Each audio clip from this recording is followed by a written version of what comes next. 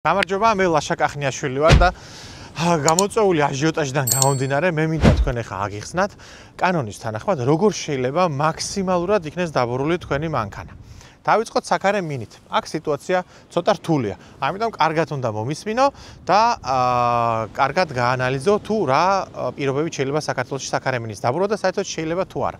მანამ სანამ ვიდეოს დავიწყებ, შეგახსენებთ ჩვენი სპონსორია Slebet.G, ითამაშე დიდი სურვილი მაქვს და დიდი თხოვნა მაქვს თქვენთან, რომ ჩაერთოთ ონლაინ კამპანიაში, რომელიც მიმართული არის გემბლინგის წინააღმდეგ. ჩვენ ვცდილობთ ინფორმაცია მივაწოდოთ საქართველოში თამაშდამოკიდებულებთა და პოტენციურ თამაშდამოკიდებულებთან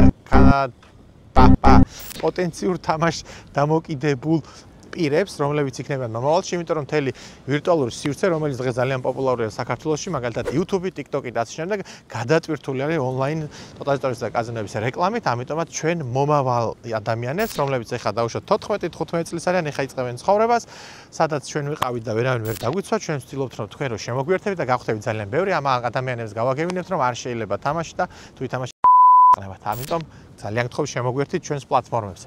გავაგრძელეთ ახლა საუბარი საქარე მინის დაბურვა საქართველოში შესაძლებელია მხოლოდ ქარხნული წესით. ქარხნული წესით დაბურვა ხდება, მანქანის შუშა ყოველგვარი ფირის გარეშე უნდა იყოს დაბურული. არ შეიძლება იგი ფირით დაბურო. და არ უნდა აღემატებოდეს საბოლოო ჯამში მანქანის დაბურვა 30%. საქარე მინაზე მაქვს საუბარი. წინა საქარე მინა, ეგრეთ წოდებული ლავაოი შუშა არ უნდა აღემატებოდეს 30%-ზე მეც დაბურვას, მაგრამ ქარხნული წესით თუ მას ფირს დავაკრავთ, პატრულს უფლება აქვს რომ დაგვაჯარიმოს. მოვა თითით შეამოწევს, იპოვის რომ ფირია და იმ წამს აქვს უფლება დაჯარიმების. ხო? და ცოტა იურიდიული კაზუსია ამ შემთხვევაში, იმიტომ რომ პატრული ვალდებულია საჯარიმო ქვითარში მიუთითოს დაბურვის ხარისხი, ანუ ეგრეთ წოდებული პროცენტულობა, ხოლო თუ თქვენი ქარხნული მინა არ აღემატება 30%-იან დაბურვას, ასე შემდეგ და არ აღემატება, რა თქმა უნდა, ვერ დაგაჯარიმებთ ქარხნული, მაგრამ თუ ფირი გაქვს დაკრული და მაინც არ აღემატება 30%-ს, მე არ მესმის, როგორ შეუძლია პატრულს ჩაწეროს 30%-ზე ნაკლები დაბურვის მაჩვენებელი საჯარიმო ქვითარში და მიუთითოს, რომ დასაჯარიმებელია, როცა კანონით შეიძლება 30%-მდე. მაშინ ჩაწეროს, რომ ფირია გადაკრული შიგნიდან. მოკლედ, რო შევაჯამოთ საქარე მინის ამბავი, საქარე მინის დაბურვა არ შეიძლება საერთოდ ფირით, ხოლო 30%-ს არ უნდა აღემატებოდეს ქარხნული დაბურვა.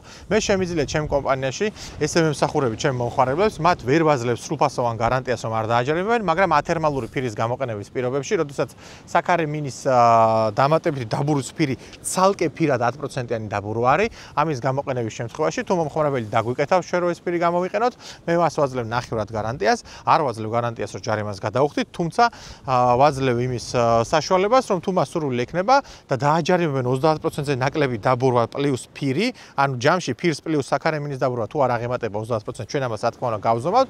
მე მას ვპირდები, რომ შემიძლია მისი უფლებები დავიცვა როგორც შინაგან საქმეთა სამინისტროში, ასევე სასამართლოში და დარწმუნებულია სასამართლოში ყველაფერი პოზიტიურად დამთავრდება, იმიტომ რომ თუ ქარხნულად შეიძლება ფირი იყოს, საქარე მინა შეიძლება იყოს 30%-ზე დაბურული, რატო არ შეიძლება ფირით იყოს რა? როგორ შეიძლება რისკი გაზარდოს ერთ და იგივე დაბურვის მქონე საქარე მინა ქარხნულმა და არაქარხნულმა? სისულელია ჩემი აზრით და დარწმუნებულია რომ ათერმალური ფირის გამოყენების შემთხვევაში თუ თქვენ არ მიატოვებთ საკითხს და გაყვებით ბოლომდე, იბრძოლეთ, მე ვიქნები თქვენი წარმომადგენელი შესაბამის ორგანოში, რა თქმა უნდა, აღნიშნული ჯარიმა თუ დაგაჯერება, საერთოდ გაუქმდება. ჩემს არც დაგაჯერებენ, მაგრამ ეს პატრულის კეთილნებაზეა მოკლედ დამოკიდებული. გავაგრძელეთ ახლა გვერდითა შუშებზე. გვერდითა შუშებზე დამუქება არის დაშვებული არა უმეტეს 60%-ისა.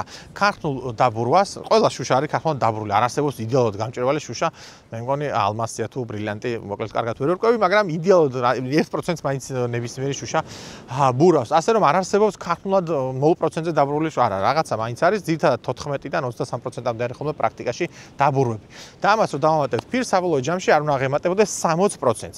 არავით არის 61, როდესაც კანონის შეიცვალა 3 ივლისს შეიცვალა წინა წელს კანონი და დაიწყო ხალხმა როცა ჩვენ მოდიოდა რომ აი 65-მდე გვაპატიებენ, 70-მდე გვაპატიებენ, არაფერს არ გაპატიებენ, იმ პერიოდში მართლა არ ამოწმებდნენ ისე როგორც საჭირო იყო, ხოლო შემდეგ დაიწყეს და ყველას აჯარიმებენ. როგორ ხდება ჩვენ კომპანიაში? ჩვენთან რეკომენდირებული არის წინა შუშებზე გადავაკრა სტეკი Smart Seria 45.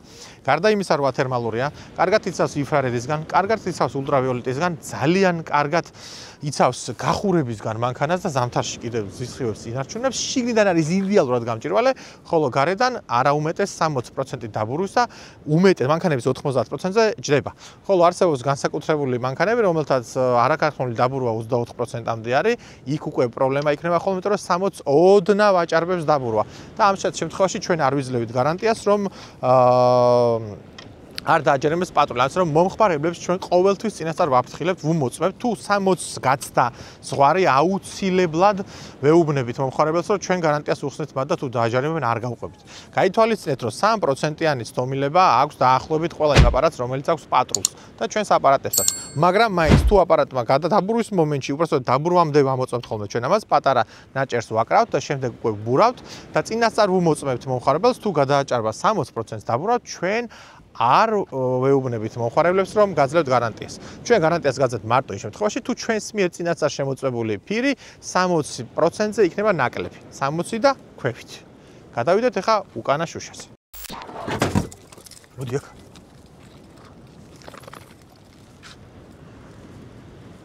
უკანა შუშის დაბურვა შესაძლებელი არის მხოლოდ 75%-მდე. თავიდან. სანამ ჯარიმას დაგიწერ დაამთავრე ვიდეო მომცეს უფლება. კაი, გავაგრძელეთ. მოკლედ, გადავიდეთ უკანა შუშაზე. დამიჯდა 100 ლარი ამ ვიდეოს გადაღება რომ იცოდეთ, ასე რომ ყველა მოყურეთ და გამოიწერეთ ჩვენი არხი. უკანა შუშის დამუქება არ შეიძლება 75%-ზე მეტი. არავით არის 80 და არავით არის 100. მთელი საქართველოს 100%-ით ბურავდა აქამდე რა. და ყველას მე ვაფრთხილებდი, რომ პატრულის კეთილნებაზე არ იყო დამოკიდებული. აი ხა როგორც მაგალითად ამ გონიოს აი ამ ბულვარზე 4 წელია თუ 3 წელია უკვე მე ვცხოვრობ და მანქანები როგორც ტრასა ისე დადიან. მე ამოვედი პირველად და აგერ ხო ხედავთ 100 ლარიანი ჯარიმას მივიღებ. ხო ხედავთ ესეც პატრულის კეთილნებაზეა დამოკიდებული, იმიტომ რომ დღეში ალბათ 1000 მანქანა გაივლის, მაგრამ დააჯერებენ მარტო მე და აი საწყალ ადამიანს, რომელიც ეხა პატრულთან დგას, გაახედე იქეთ. 100 ლარიანი ჯარიმები დაგვეწერება. მოკლედ, გავაგრძელეთ. არაუმეტეს 75%-ისა და კიდევ ერთხელ გითხარით, რომ ძალიან ბევრი ადამიანი ბურავს უფრო მეტად. არ შეიძლება ხახნო დაჯარიმდებით, თუ თქვენი დაჯარიმების პროცენტი 10%-ზე მაღალი იქნება, მაგალითად 86 იქნება და არა 85 დაჯარიმდებით 500 ლარით, ხოლო 85-ის ჩათვლით დაჯარიმდებით 100 ლარით. რომ არ დაჯარიმდეთ 75% უნდა იყოს აუცილებლად. ჩვენ რეკომენდაციას უწევთ Stex Smart Seria 35-ს, რომელიც არის ქარხნულად 65% დაბურული და ამას დაემატება ქარხნული დაბურვა შუშის და არ გადააჭარბებს 75%-ს. თუ არ დაგვიჯერებთ და უფრო მეტს დაბურავთ, დაგიჯდებათ მინიმუმ 100 ლარი, განმეორებით შემთხვევაში 1000 ლარი, ხოლო პირველ შემთხვევაში თუ 10%-ით გადააჭარბებთ და როცა 100%-იან საკრავთ ხოლმე უკანა, მომენტალურად გადაჭარბებული არის 10%-ით უკვე 500 ლარი იქნება ჯარიმა. 100 ლარიანი ჯარიმაც მივიღეთ, არასწორი პარკირებისთვის. მოკლედ გადავედით საბარგულის შუშაზე და უკანა არამოძრავ შუშაზე. უკანა არამოძრავი შუშა როგორც ამ მანქანას აქვს, შესაძლებელია დაბურული იქნეს 100% და საერთოდ ამოშენებად შეგიძლიათ ცხივს რო არ ატარებდეს. უკანა საბარგულის შუშა შესაძლებელია იყოს დაბურული 100%-ით, ესეც რამდენად მოგიხერხდება და მოგეწონებათ 100% დაბურვა არ ვიცი, მაგრამ შესაძლებელია. კანონმდებელი არ გზღუდავთ უკანა არამოძრავი უკანა შუშა და საბარგულის უკანა საქარე მინა შეგიძლიათ დაბუროთ ისე, როგორც გაგეხარდათ. იმედია ინფორმაცია მოგაწოდეთ სრულფასოვანი და ამ საკითხთან დაკავშირებით კითხვები აღარ იქნება. მე და ჩემი ჯარიმა გემშვიდობებით, გამოიწერეთ ჩვენი არხი, მომავალ შეხვედრამდე.